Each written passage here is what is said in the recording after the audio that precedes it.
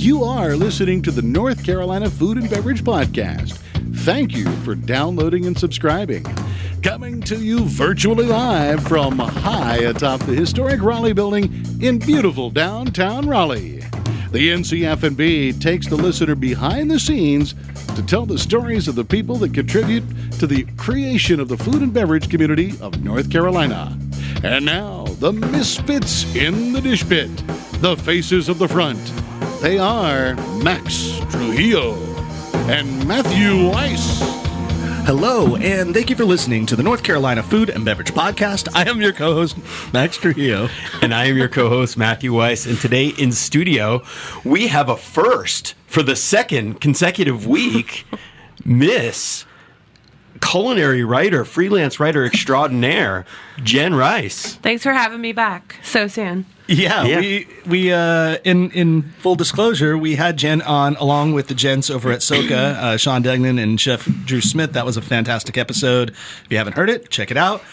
And Jenn was talking to us, but like the conversation swiftly shifted, into just pertinent things that we wanted to get into, which was about, payroll and labor and how restaurants are running in these times and all. And it just kind of got there. But meanwhile, we had this like all-star in the room that we didn't really get into deeper with her story, and we're just like, okay, Jenn, you got to come back next week because you are a fascinating person, and if anything, you can help us like do the doodaloo, go back in time to when it was a good time, a fun time. Maybe we can actually rejoice about what life was like. A social time. Yeah, with someone that is highly social and highly, maybe she actually is patient zero for the COVID virus because she is an internationally known food writer that traveled all over the world, spreading the disease everywhere. My last trip was to Italy as well. See? Oh. Yeah. In February.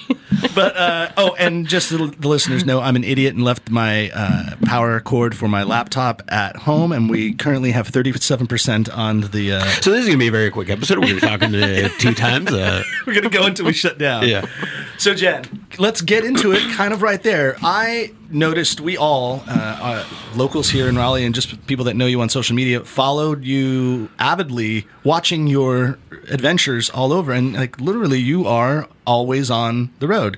So maybe tell us a little bit, like, I don't know if I want to start like when you were a child and how you got to there. But well, let's start on how one becomes a food writer and then becomes successful at it. So I'll make the backstory quick. So I moved to New York City after college. I went to Meredith and did a stint at public relations and copywriting for about 6 years, and then moved out west for a husband that is no longer my husband. And kind of more Wyoming?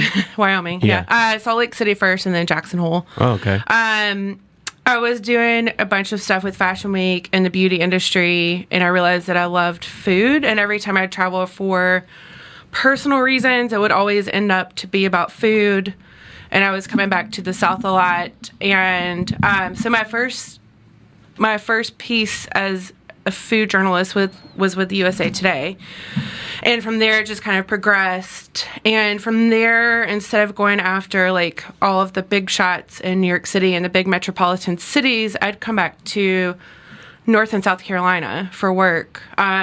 Probably like 4 to 6 times a year. Meaning publications were hiring you to go do stories. So my success into the culinary world was with the South, in specific North Carolina, which is my home state.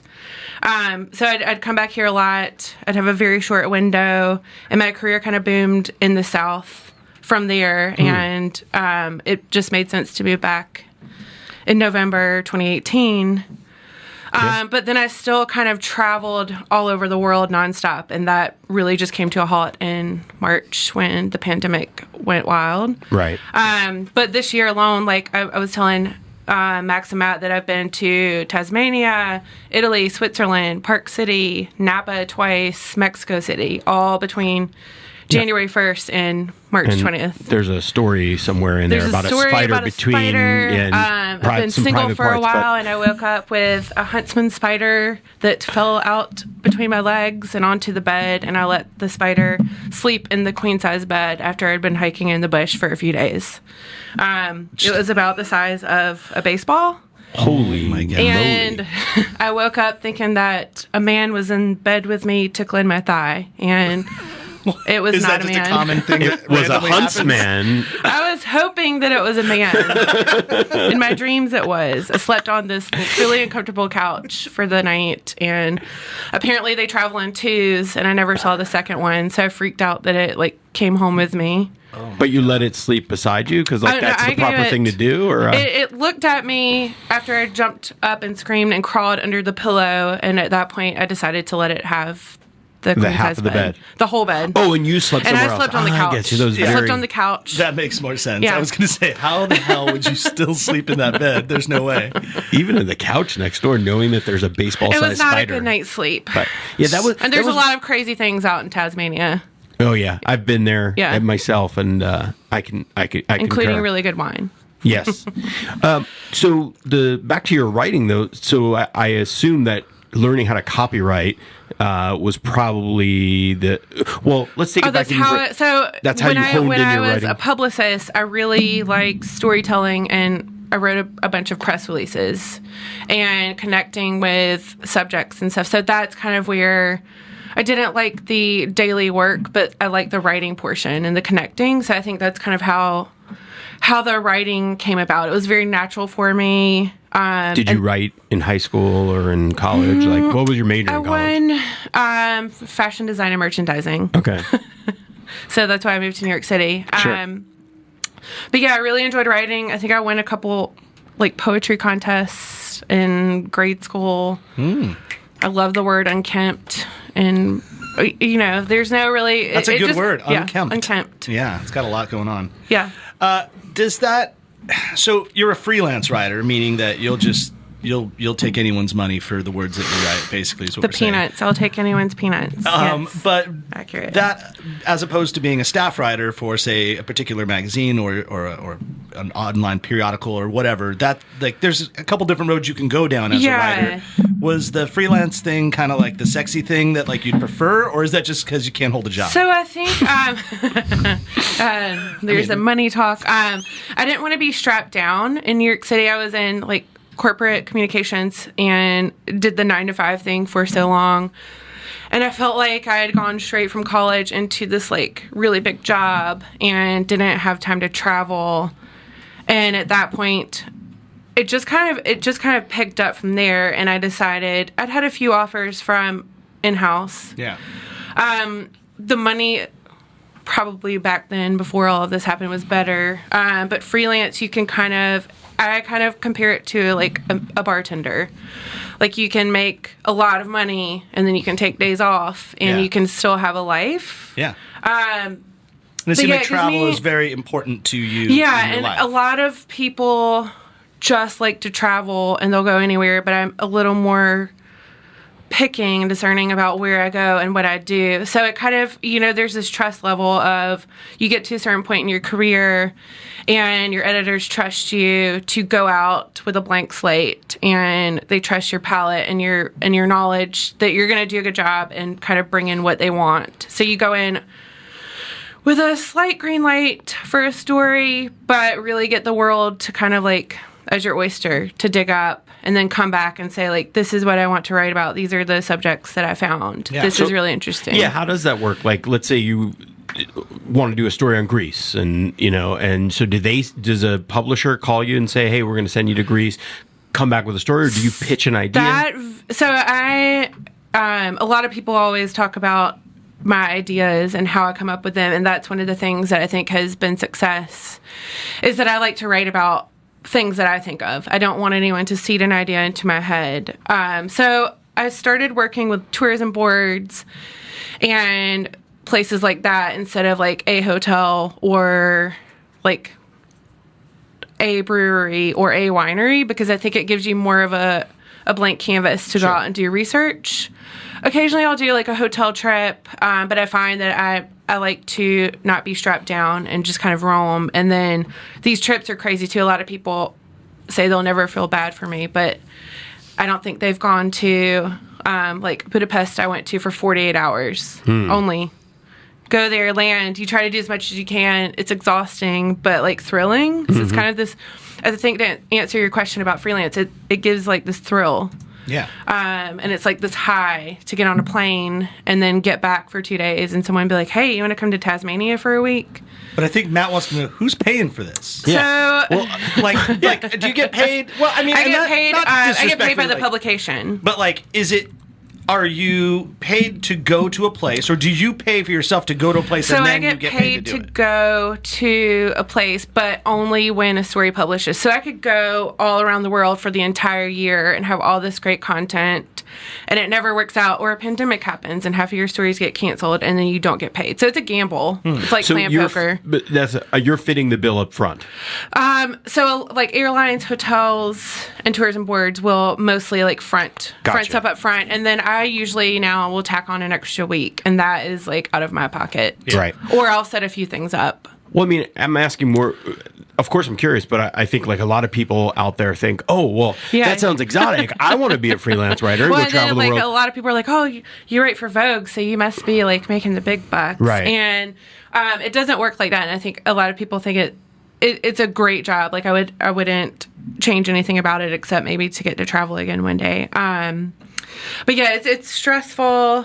And you have to kind of be a go-getter, and you have to it doesn't just fall into your lap. You have to constantly pitch stories, and you're riding on a plane, train, or bus. Yeah. And sometimes it doesn't work out. And not to get like super personal, but I mean, the fact that you said that you have an ex-husband now, you're single, and like that has to play into the factor of like, you don't have a lot of like ties to where, oh, I got to be back because I got to do this, or I got to coordinate my schedule with my husband or my kids or whatever. It's like you're kind of allowed to. I'm just living vicariously through your life right now. It's like you could just go do whatever you want, and that's liberating. That's not like that. That's not common for a lot of people to just be able to say, I'm going to go to Budapest for 48 hours. And that's it's pretty awesome. And a lot of people are like, oh, I'd never want to do that. Now, was this not the same when you were married? Like, were you a traveler then? I probably was just as a crazy traveler then. Okay. I think because I did not like my husband. So that's another podcast for another day. That's a great story. But back to the writing thing. And I think that, and what struck me last week, it made me think when you said we were talking about Koan Community Hub, and you created that idea and brought it to their table. So I assume, like, for those of you out there that think, like, why does Jenn Rice get to do this, and why can't I do? I'm a good writer. Well, you're all the time creating ideas and pitching ideas to people, and I imagine a lot don't land, but a lot do. A lot do, yeah. I mean, that's one of my strengths is ideas, and not just to be like, oh, I'm coming to Raleigh and I'm going to write about the same things over and over again. I try to pick out, that's why I go back to New York City, like, oh, Missy Robbins, I've written about her, but I don't try to go after all the people in New York City, because there are a lot of really cool things, even outside of Raleigh, even all over North Carolina, and like really kind of like you have this like big idea, but there's like this little tiny piece that you can pick out and write like 800 words about. Like that's a skill that a lot of people don't have. Totally. Brevity. Yeah, like 800 words about a cocktail. It's challenging, but it makes me happy. You know who writes fantastic things? The folks at the Folks Foundation. They have a folks journal that does a lot of writing similar to what you're talking about, and a lot of it is done by independent writers. But the Folks Foundation, which is a 501c3 nonprofit, is our title sponsor. They're a fantastic company. They work with us. They are champions of all good things crafted in North Carolina and the folks that make them. And through online grants and through their publication and their vinyl album that they have, they're able to generate funds to help support artists, podcasts, and people like, say, a freelance writer like Jenn Rice. I don't know if they've paid you yet, Jen, but, I'll hook you up and be like, here, here's a new job. Please send them my way. Yeah. There you go. Champion all that is North Carolina. Yeah, so go visit folksfoundation.org. Check out the Carolina Quarantine Project. It's awesome. And feel free to even drop a little donation there as well to keep churning that machine. Go to folksfoundation.org. And, for people that don't want to travel right now because we are, in fact, in a global pandemic, you can save a trip to the store and get farm fresh produce, kitchen staples, and pantry items delivered right to your doorstep from Hungry Harvest. And that just is starting at $15. That's awesome. Yeah, I want to play the Welcome Back Cotter song in the background here, because welcome back, Hungry Harvest. Welcome back. Being a podcast sponsor of the North Carolina Food and Beverage Podcast. For listeners that have known in the past, we had the folks from Hungry Harvest talk about their story. They're an awesome company, and they're doing it right here in the Triangle as well. You could spark your creativity with a new mix of produce each week, or customize your order for free by mixing and matching your produce, and make sure that you get the right harvest the way you want to cook. With conventional and organic options, as well as 3 harvest sizes to choose from, it's easy to find the right fit for you and your family. And not only is it affordable and a convenient way to keep yourself stocked up in healthy foods, it's a great way to make a difference with your grocery dollars. Every time you receive a harvest, you're contributing to the fight against food waste and hunger in our community. And every delivery saves at least 10 pounds of food from going to waste and supports the work of local hunger-solving organizations like Interfaith Food Shuttle with produce donations. So to sign up for Hungry Harvest, go to hungryharvest.net and make sure that you use the promo code NCFB30 for 30% off your first harvest box. And now we're back. So I love the idea of travel. I love the idea of getting out there, like experiencing food in its habitat of where like culinary food, like in its place, is incomparable. You know, you can have great pizza, you know, here in North Carolina. You can go to Oakwood Pizza Box. It's awesome. It's delicious. But if you're having like fresh Neapolitan pizza in Napoli, in Italy, there's a whole different way. And then you're having the wine in that area. Matt and I have always, you know, the way that people talk about, you know, like how do you know how to pair food with certain wines? It's like pair the wines that are made in the region of the food and or similarly too, because it all just kind of works together. And so when you are there, you really understand why the food makes sense to that culture. And I just find that fascinating. So you're there.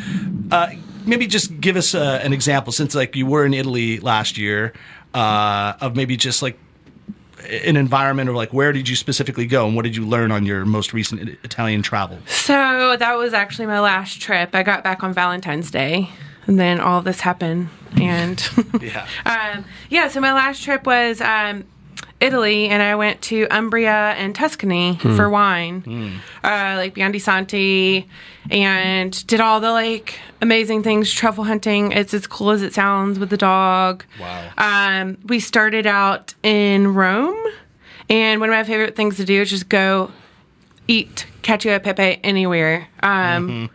Were they making it in the Parmesan wheel? Yep. Oh, it's the greatest. That's the way you know, like little. Rome is an interesting city, and I think it can be chaos. But if you get out of the chaotic areas, there's all these little unassuming places, and you walk downstairs in the basement, and crowd. Well, you wouldn't ever do this anymore. 10 people at a table and share like 10 bottles of wine and eat and drink and be merry, and then go walk around. I did a gelato story a couple of years ago for Rome, where I ate at 10 different gelato spots in a couple of days. It sounds like the greatest moment ever. That's crazy. You know, you go and like do these what sounds like cliche things, but get gelato not from the touristy spot, but walk a little further and then go look at all the sights, and just walking around is my favorite thing, and stopping at random places to eat and drink. Yeah.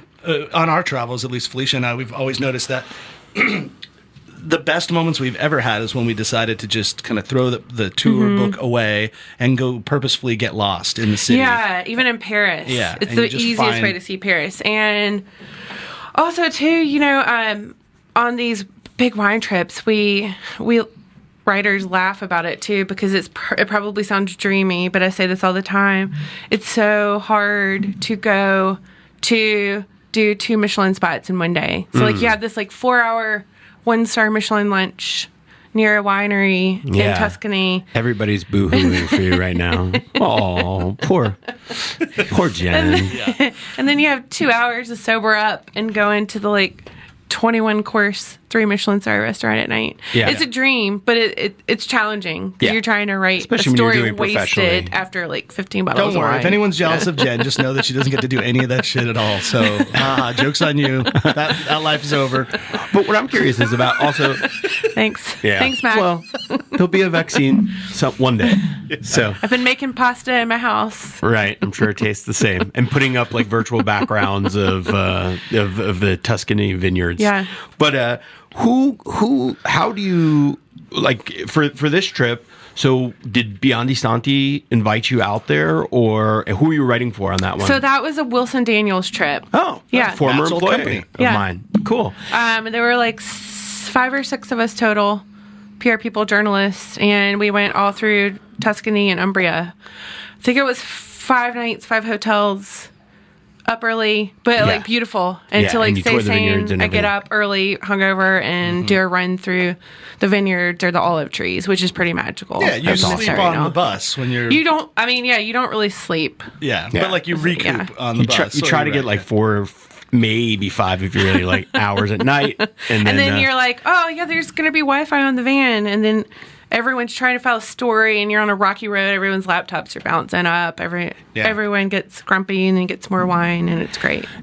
And so how, like, your expertise in those, like, do you have a culinary background? You write really well about wine, but do you have any formal education? I don't or have how any do- wine education. And prior to all the shutdown, I'd started, I wanted to do some like certification or whatnot. But I think it's like food too. I'm not trying to be pretentious about anything. Yeah. Like I eat, I buy a bottle of wine at Trader Joe's for $6, but I'm also like willing to spend. Okay, well, stop right there. Hold on, because this is the perfect time. Yeah. We support local. Okay, nothing wrong. We understand that there's big box stores out there, but this is a perfect time to go to a local retailer, such as Trying a Wine Company. Yeah, how dare you, Trader Joe's wine? Yeah. So, I mean, Trying a Wine Company. Do you have any $6 wines there? Yeah, they Of do. course. And not only that, but they'll put together like a 6-pack for you at right around that price. Curbside deliver it, or even if you ask them, they'll deliver it to your house. So that's the great thing Okay, about that's Trying a my Wine next Company. task. And they can you can talk to somebody, real person who really can learn your palate. And that's the beautiful thing about going to a local wine shop is you get to talk to somebody. You get to really interact with somebody. Not that you can at a Trader Joe's, but the chances are they are giving you some sort No of one's corporate gonna help spiel, you. and they're not going to really learn your palate and hope to see you every week and understand what you like to drink. So, And it might not be $6.99 when you first buy it, but when you put it all together and you use the NCFB promo code, you get a discount, and it takes it all down to an affordable price. And really, like, it's all about self-respect at this point. That's what I like to think about it. If you buy the $6.99 bottle of Trader Joe's wine, it's fine. It's okay. But love yourself a little bit more. Yeah. Spend well, I $3 was more. having this conversation too that through the pandemic, the tastes go like this, and then my threshold for price went up a little because like I can't do this anymore. I need to drink the like white Burgundy that I like, and not definitely not at $6.99. instead of 3 bottles of like mediocre but will work wine. Like, let's enjoy this one bottle of wine that's $60. No, but Jen, I'm really glad you brought this up, and not just by the way, go to trianglewineco.com for all your wine and beverage needs there. But seriously, I have this conversation a lot with people who I broadly respect their palates, their knowledge of wine, their knowledge of food, and like they love and are super enthusiastic about food. But then they shop at like big box stores and they buy their wine at grocery stores. And I find that fascinating because we spend so much attention to detail in our food. So like, and you are a writer, you've been to some of the best vineyards in the world. I mean, Biondi Stanti is literally a flagship winery of Brunello, del Montalcino. So. I mean, I'm not like shaming you, but I want to understand. Like, where does that choice? Is it just? I mean, I guess my theory is right now convenience. Right. But right now, but like I said, pre-pandemic. This pre-pandemic, I mean, I'm willing to spend. I try to shop local. I'm willing to spend money on wine. I got a lot of feedback from people saying that, like, grocery store moms in specific, they don't have time to go to all these places. Right. What can they get that will turn them on to these things that they don't know of. And then one day they will upgrade from that. I think, like I do it, but like, oh, I want some bubbles in the house. I'm already at Trader Joe's. I'm just going to pick up a bottle for $6. There, yeah. That's it. Yeah.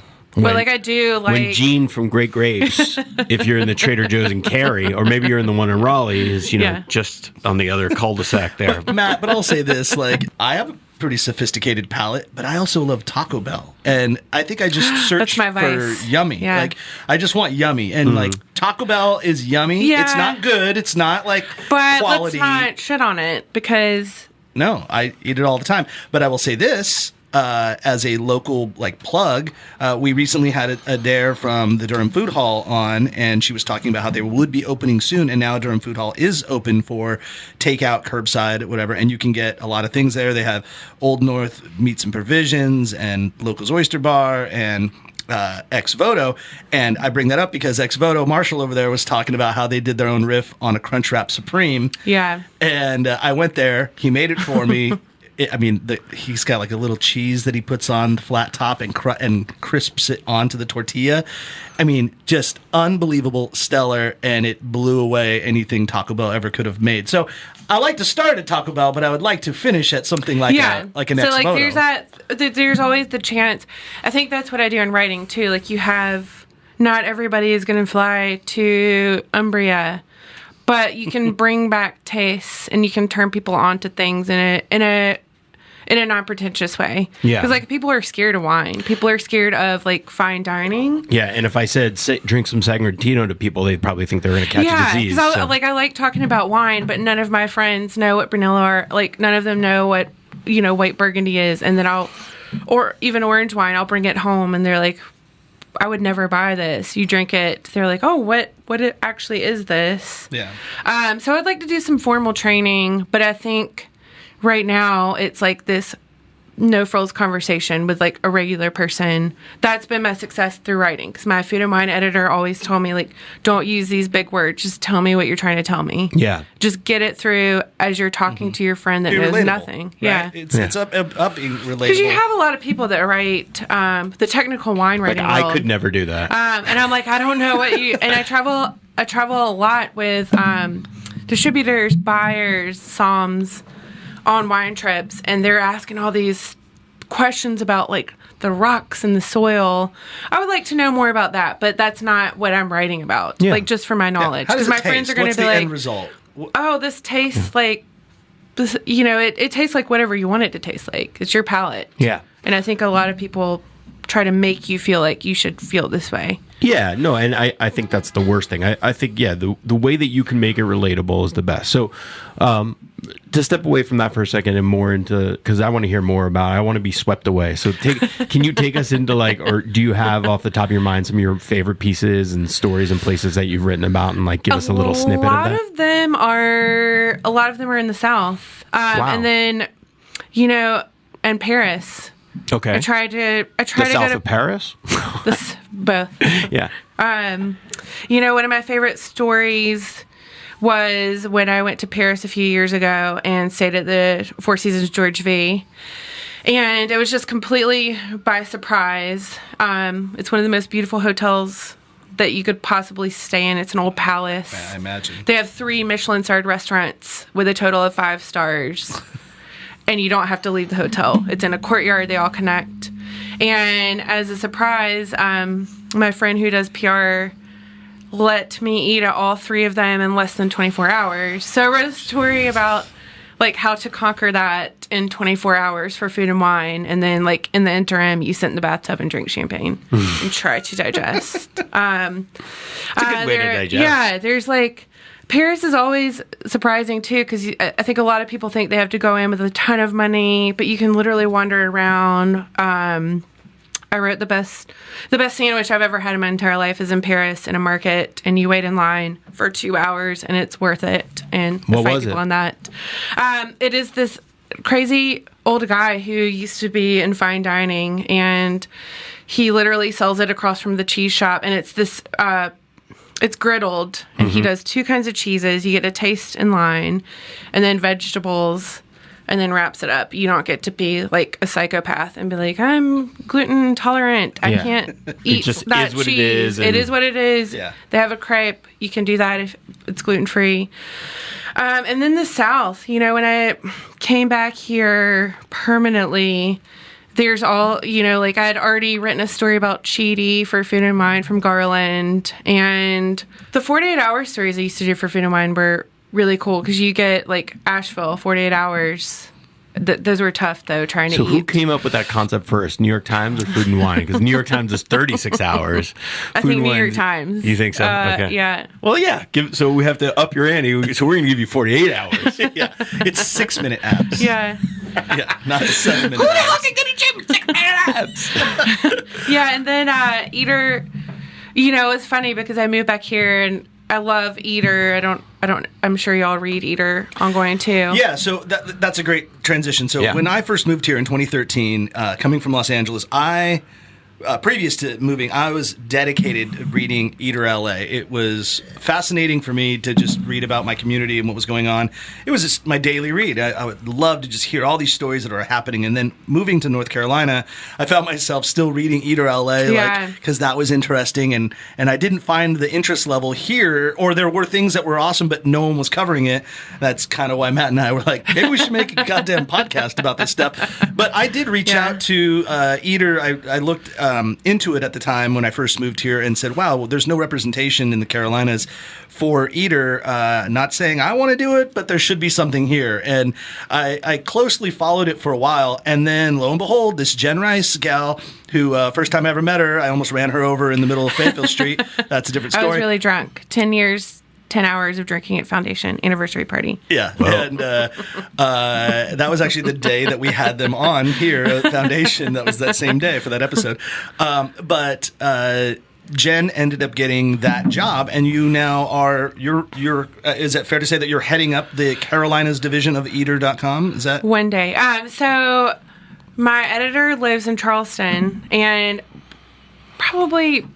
It was supposed to really launch during the pandemic, and I had been writing stories that would go under Eater Charleston, and on social media I'd cross it out and be like Eater Triangle, Eater Carolinas, and then one day it just happened.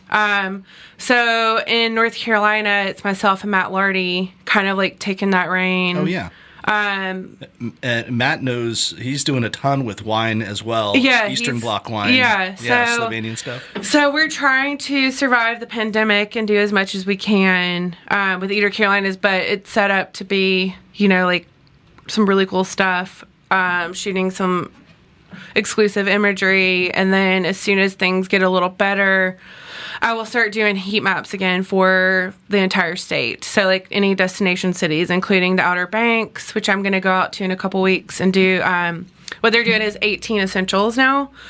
So you go to Raleigh or Wilmington or Durham, and then there are 18 essentials, and it's old school, new restaurants, and Eater prides itself in kind of just, very accurate.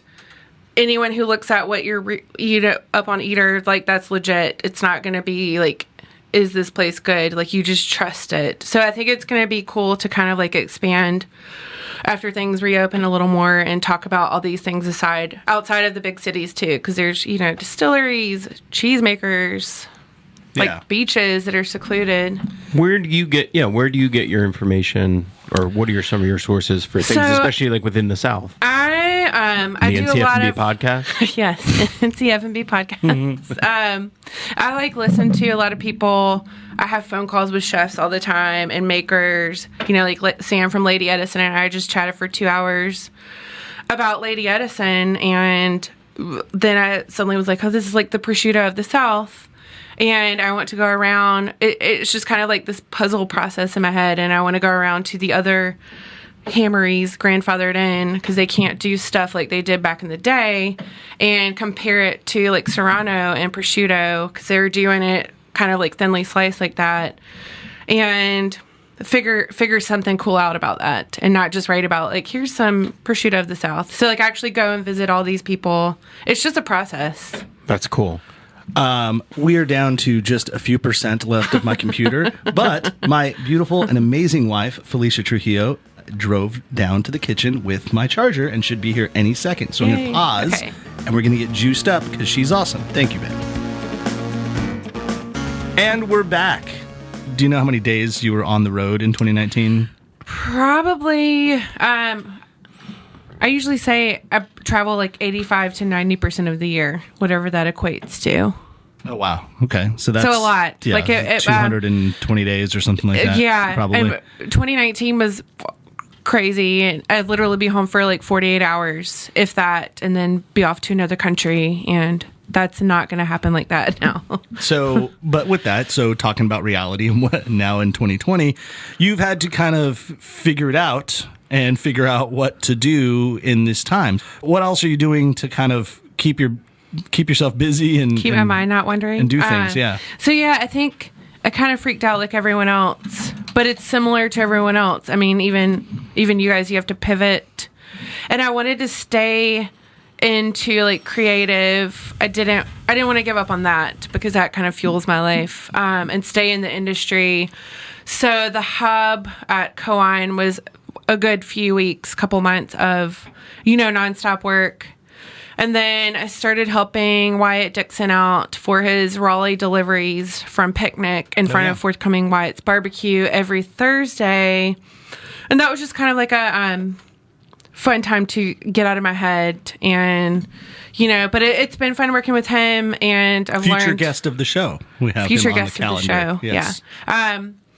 With him and Ryan from Green Button Farm. And, like I've unsolicitedly helped them too. Like it's a chatting about takeout and going from open to closed. And then I just started working with Matt Kelly for the relaunch of St. James, which will be called Jimmy's Dockside, which launches tomorrow, Tuesday. It's a more casual to-go menu, and they're opening for the third time. So they're really trying to like brand it and give it their last shot. So it's a bit of like consulting, helping people with social media and marketing.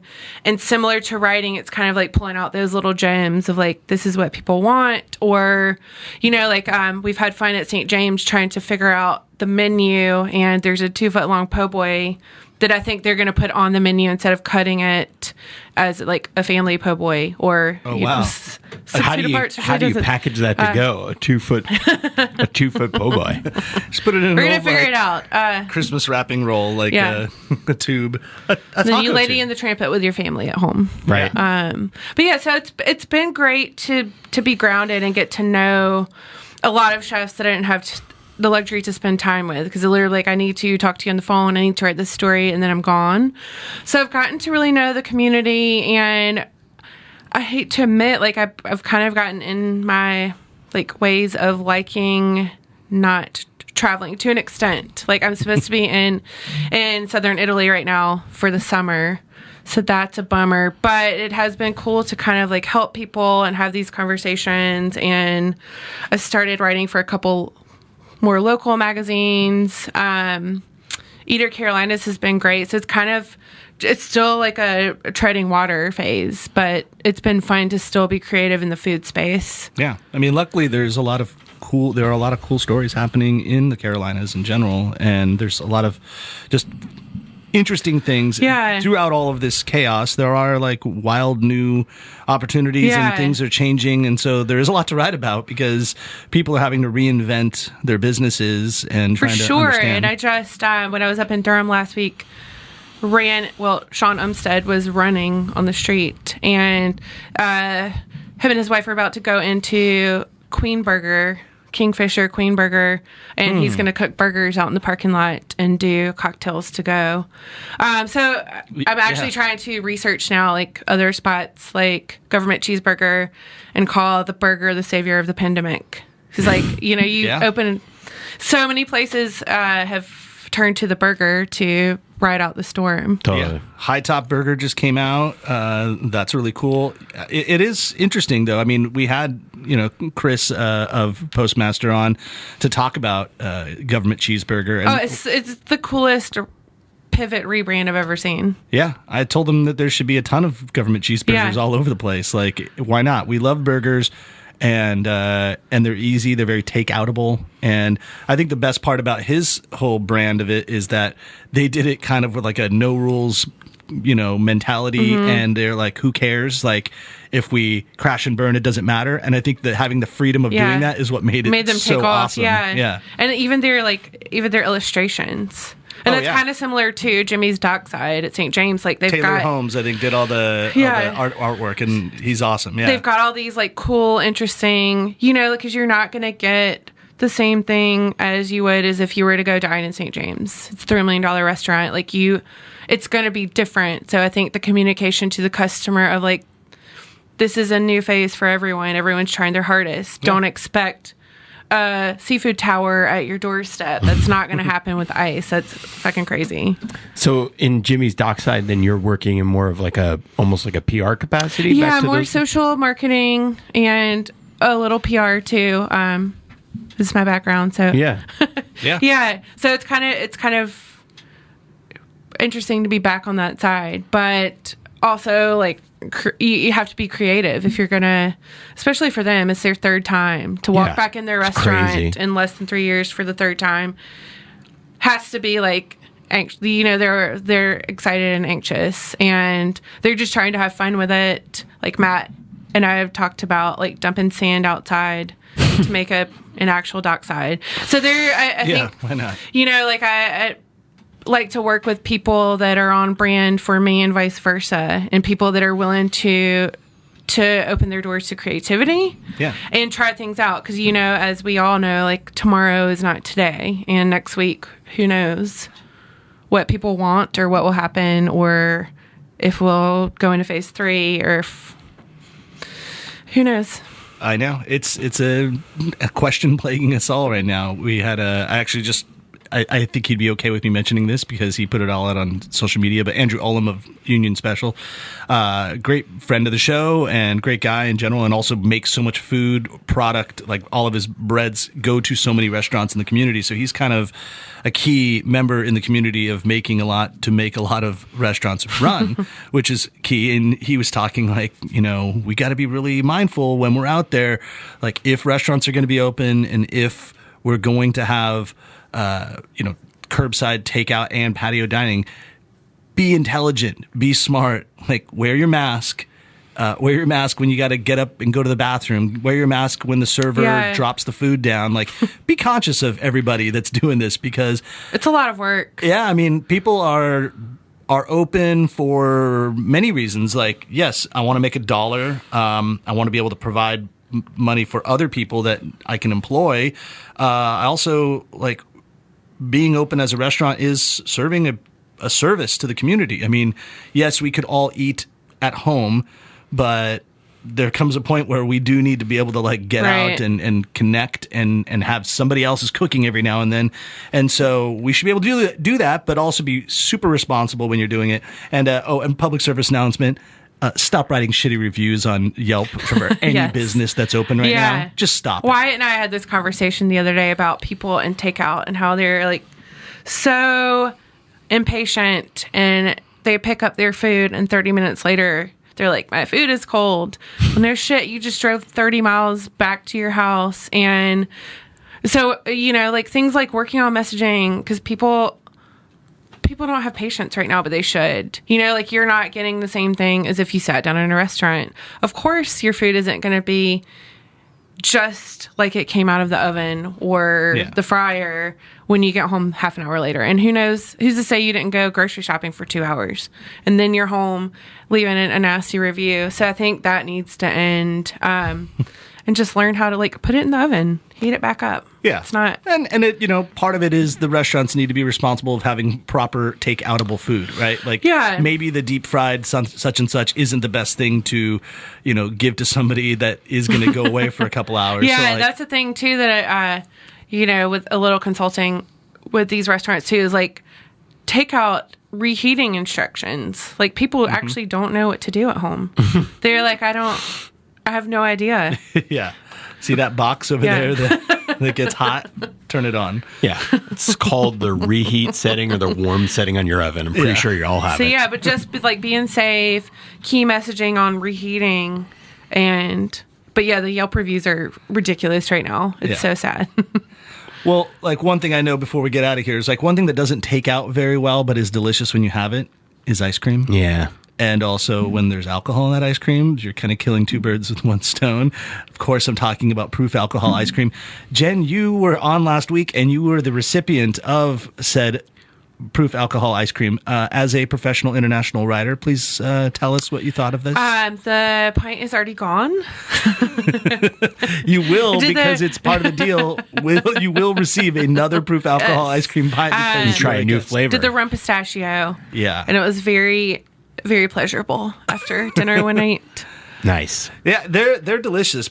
So think differently about your dessert and enjoy proof alcohol ice cream. There's 7% alcohol in every pint, and it's delicious. It's creamy. There's rum, there's bourbon, there's vodka, there's moonshine, all of these different types of liquors intermingling with beautiful flavors like strawberry and coconut and caramel and all. So go to proofalcoholicecream.com. It's also a way to not feel like you're having a cocktail every night. Right. In case anyone is doing that. No, not I'm going to me. skip drinking tonight. I'm just going to have some I'm ice just cream. going to have some ice cream instead. It was National Ice Cream Day yesterday, but I always laugh. Like, it's always national. Like, I think that we've had National Burger Day like 9 times this year, and it seems like there's always National Ice Cream There's Day. a day Probably for- like a different yeah. burger. Like, oh, this is National Short Rib Burger Day. This is National Smash Burger Day. Yeah, so National says who? Focaccia Bun. We should Burger all make a day Yeah. of something. Yeah. Yeah. What is today? Today is National Deep Fried Taco Day. That's what All I would right. call it. There you go. And tomorrow is National Alcohol Ice Cream Day. There you go. There you go. Jen, let's plug your stuff for a second. So if people want to read your stuff or know more about you, where do they go? So I have a bio link to my Instagram at Jenn Rice Writes. Jen is 2 N's. 2 N's, not one.